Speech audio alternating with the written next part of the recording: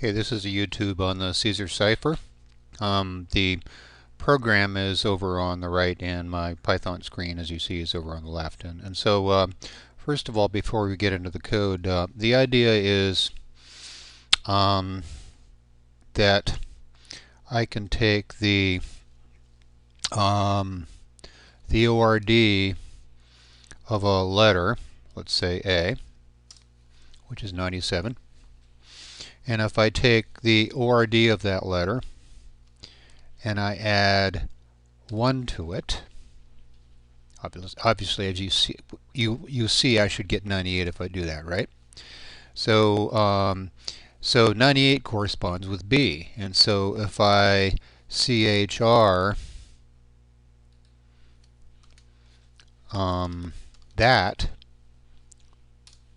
I get a B. And so that's basically, this is the idea of this encoding scheme here. If we wanted to put a shift of 1 in all the letters, what we would do would be to ORD each letter one at a time, add 1 to it, and then CHR to get the letter back again. Okay, so keep that in mind when we go through the program here. Here's pseudocode for the program. You see the program is rather short. So we're going to get the key from the user, and then we're going to get the plain text from the user. This is plain text just means unencoded text, like fries please, or something that's easily understandable.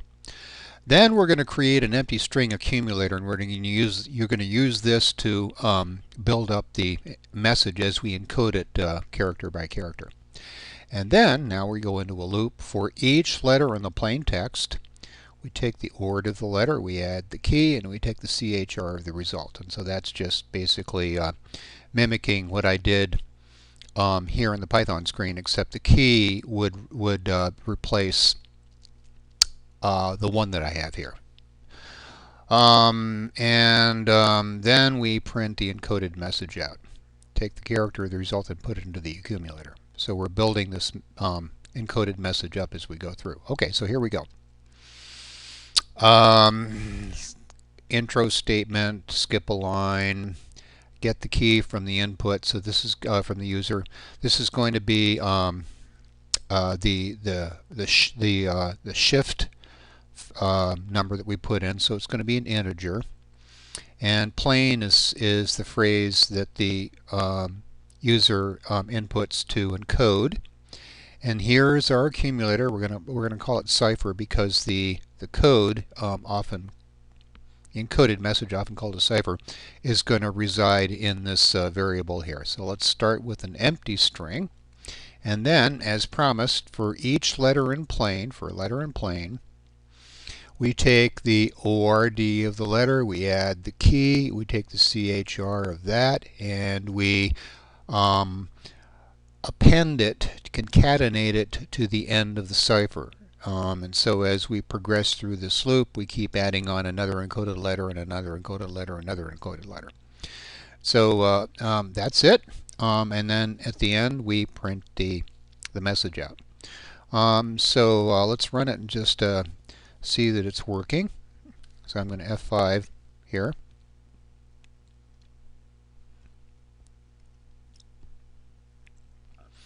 Okay, so let's do an easy one first. Let's go A, and then I'm going to just go A, B, C, D, so you can see something easy.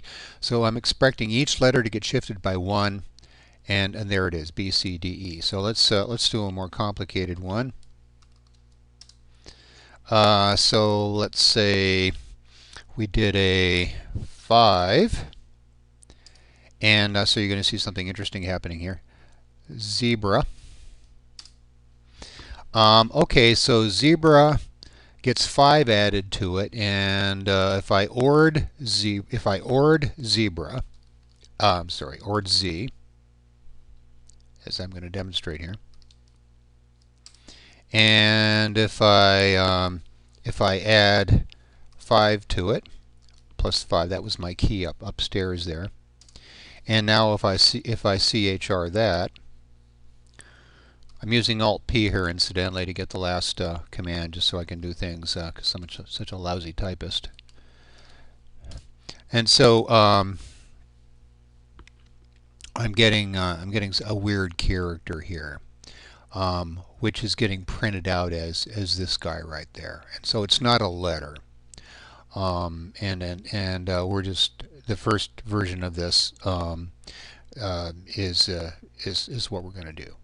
So essentially, that's the code, and it works just fine. You get a letter as long as you don't get a an ORed plus your key, which puts you outside of the range of the alphabet, which for lowercase is 97 to 122. So that's it.